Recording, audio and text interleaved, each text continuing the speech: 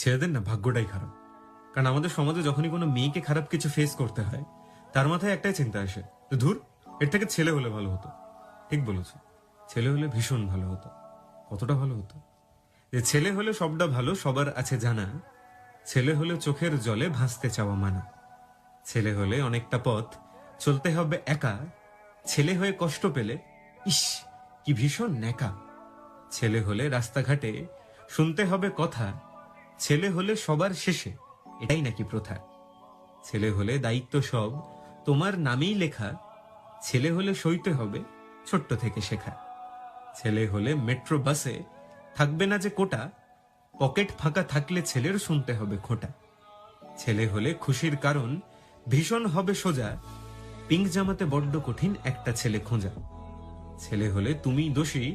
বলবে দশে মিলে, ছেলে হলে হাসতে হবে কান্নাটাকে